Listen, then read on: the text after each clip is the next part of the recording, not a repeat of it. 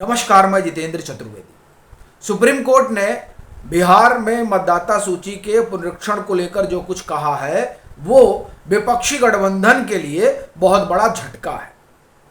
ऐसा इसलिए कह रहा हूं क्योंकि विपक्षी अलंबरदार तो ये मानकर चल रहे थे कि सुप्रीम कोर्ट इस पर अंतरिम रोक लगा देगा, लेकिन सुप्रीम कोर्ट ने इस तरह का कोई भी अंतरिम आदेश देने से मना कर दिया और कहा कि चुनाव आयोग के कामकाज में हम कोई हस्तक्षेप नहीं करेंगे, क्योंकि चुनाव आयोग भी एक संवैधानिक संस्था है और ये चुनाव आयोग का अधिकार है कि वो मतदाता सूची को ठीक करे। इसलिए उस पर कोई रोक तो हम नहीं लगाएंगे, लेकिन हां, ये जरूर सुप्रीम कोर्ट ने कहा कि अगली सुनवाई 28 जुलाई को होगी, तब चुनाव आयोग तैयारी से आए और अपना पक्ष रखे। साथ ही साथ उन्होंने यह भी कहा कि चुनाव आयोग को इस बात पर विचार करना चाहिए कि जैसे वोटर आईडी कार्ड है, आधार कार्ड है, फिर राशन कार्ड है, इससे भी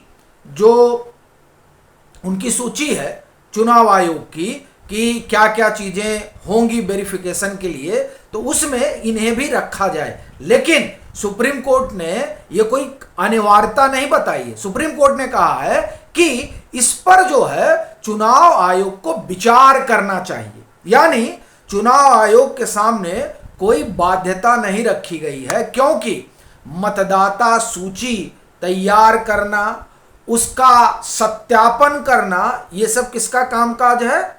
यह इलेक्शन कमीशन का काम है। तो साहब, एक तरीके से आप कहें कि वो तमाम लोग जो ये मानकर चल रहे थे कि उनके पक्ष में 10 जुलाई को बड़ा फैसला आने जा रहा है, तो कम से कम वो तो उन्हें हासिल नहीं हुआ। लेकिन बड़ी चीज ये है कि कोर्ट में हुआ क्या, जिसकी वजह से सुप्रीम कोर्ट इस नतीजे पर पहुंचा। तो देखिए, जो पूरा मामला है, इस मामले की सुनवाई जस्टिस बागची और जस्टिस धूलिया की खंडपीठ कर रही थी। ठीक है, 9 पार्टियों ने, आप एक तरह से कहें कि जो सत्यापन की प्रक्रिया चल रही है बिहार में, उसको चुनौती दी थी। क्योंकि ये अभी बिहार में शुरू हुआ है, फिर ये पश्चिम बंगाल में भी होगा, तमिलनाडु में होगा, यानी वो राज्य जहां आने वाले दिनों में चुनाव होना है, उन सब राज्यों में यह प्रक्रिया अपनाई जानी है। और कहा तो यह जा रहा है कि इसको देश भर में लागू करने जा रहा है चुनाव आयोग। और ये जो काम होगा, इसके जरिए जो वैध लोग हैं, यानी जो भारत के नागरिक हैं, उनका नाम ही मतदाता सूची में हो, यही सुप्रीम को चुनाव आयोग सुनिश्चित कर रहा है। विपक्ष का यह कहना है कि नहीं, ये ठीक नहीं हो रहा है, ये क्यों नहीं वोटर आईडी कार्ड को मान रहे हैं, ये आधार कार्ड को क्यों नहीं मान रहे हैं, ये राशन कार्ड को क्यों नहीं मान रहे हैं, यानी वेरिफिकेशन के लिए डॉक्यूमेंट, इसको तो डॉक्यूमेंट मान ही नहीं रहे हैं। सो इनका अपना कहने हुआ कि इसलिए जो है अब सुप्रीम कोर्ट में जाना चाहिए और सुप्रीम कोर्ट से ये कहना चाहिए कि साहब, चुनाव आयोग ठीक नहीं कर रहा है। इनका और भी अपना तर्क रहा। तो खैर, उन तर्कों के साथ ये लोग सुप्रीम कोर्ट पहुंचते हैं। अब सुप्रीम कोर्ट में जो है सुनवाई शुरू होती है। ठीक, तो अब सुनवाई में देखिए क्या कुछ हुआ, वो मैं थोड़ा आपको एक एक करके बताता हूं। चुनाव आयोग ने याचिकाकर्ताओं पर आपत्ति जताते हुए कहा कि उसे अभी याचिकाओं की प्रतियां नहीं मिली हैं। इस पर सुप्रीम कोर्ट ने कहा कि पहले याचिकाकर्ताओं की दलीलें सुनी जाएंगी और साझा कानूनी सवालों पर विचार किया जाएगा। चुनाव आयोग की तरफ से पूर्व अटॉर्नी जनरल के वेणुगोपाल पैरवी कर रहे थे, जबकि याचिकाकर्ता की ओर से गोपाल शंकर नारायण और कपिल सिब्बल जैसे वरिष्ठ वकील जो है वो पेश हुए। सिब्बल ने कहा कि वे आरजेडी के नेता मनोज झा की ओर से पैरवी कर रहे हैं। गोपाल शंकर नारायण, चूंकि ये आप एक तरह से कहें कि याचिकाकर्ताओं का पक्ष रख रहे थे, तो उन्होंने दलील दी कि 2003 के मतदाता सूची की तुलना आज से नहीं की जा सकती है, क्योंकि अब बिहार में करीब 8 करोड़ मतदाता हैं। उन्होंने कहा कि चुनाव आयोग का सघन पुनरीक्षण बड़े पैमाने पर मतदाताओं को सूची से बाहर कर सकता है। आयोग ने 1 जनवरी 2003 के बाद मतदाता सूची में नाम दर्ज कराने वालों के लिए दस्तावेज जमा कराना अनिवार्य किया है, जो 2003 से पहले के मतदाताओं पर लागू नहीं है। शंकर नारायण ने इसे भेदभावपूर्ण बताते हुए कहा कि 11 दस्तावेजों को अनिवार्य करना पक्षपातपूर्ण है। शंकर नारायण ने यह भी तर्क दिया कि मतदाता सूची की समीक्षा हर साल नियमित रूप से होती है और इस साल यह प्रक्रिया पहले ही हो चुकी है। ऐसे में दोबारा सघन पुनरीक्षण की जरूरत नहीं है। शंकर नारायण ने सुझाव दिया कि आधार कार्ड को सत्यापन का सरल तरीका बनाया जा सकता है, क्योंकि अधिनियम में संशोधन के तहत आधार को पहचान के दस्तावेज के रूप में मान्यता दी गई है, जो अभी हम आपसे पहले बात कर रहे थे। आगे देखिए, शंकर नारायण ने सवाल उठाया कि जब 2022 के चुनाव आयोग के सत्यापन नियमों में आधार शामिल है तो इसे इस प्रक्रिया से क्यों हटाया गया।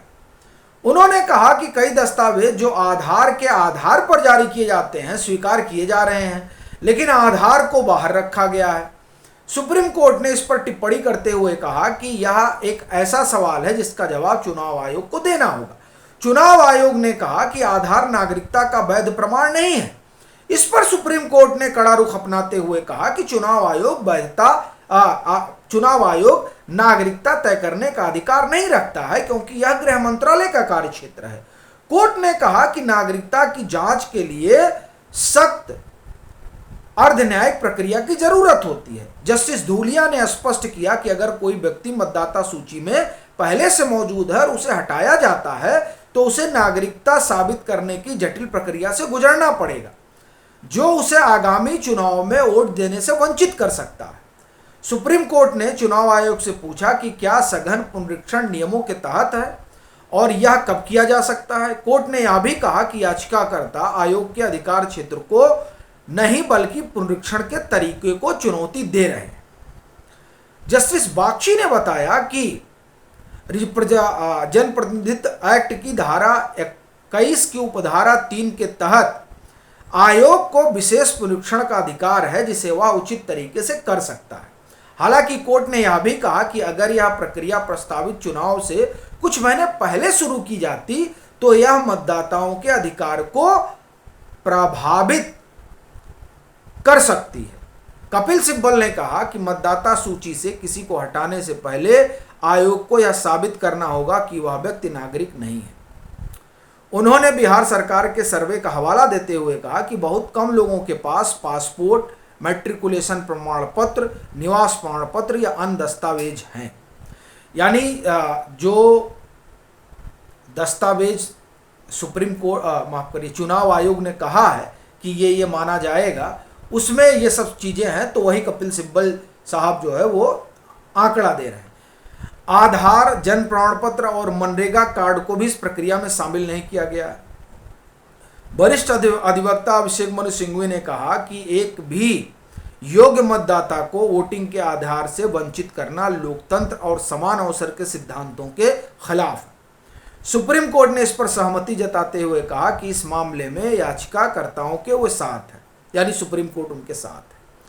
आगे सुनिए, जस्टिस धूलिया ने कहा कि 2023 की तारीख इसलिए चुनी गई है क्योंकि यह कंप्यूटराइजेशन के बाद पहली मतदाता सूची थी जिसमें एक तर्कसंगत आधार है। हालांकि उन्होंने यह भी पूछा कि क्या नियमों में सघन पुनरीक्षण का समय स्पष्ट है। कोर्ट ने याचिकाकर्ताओं से कहा कि उन्हें यह साबित करना होगा कि आयोग का तरीका गलत है। सुप्रीम कोर्ट ने इस मामले को गंभीरता से लेते हुए कहा कि मतदाता सूची को शुद्ध करने में कोई गलती नहीं है, लेकिन इसे चुनाव से ठीक पहले करना उचित नहीं हो सकता है। ये वहां पर बहस हुई, लेकिन कुल मिलाजुलाकर सुप्रीम कोर्ट ने यह स्पष्ट कहा कि भाई ये जो मतदाता सूची है इसे शुद्ध करना तो चुनाव आयोग का अधिकार है, तो इसलिए चुनाव आयोग इसे जारी रखे, हम इसमें कोई रोक नहीं लगाएंगे। 28 जुलाई को इस पर फिर से सुनवाई होगी। आप सभी जुड़े, उसके लिए आपका आभार। आपसे आग्रह रहेगा कि अगर मतांतर से नहीं जुड़े हैं तो जुड़िए, वीडियो को लाइक करिए और साझा करना मत भूलिए।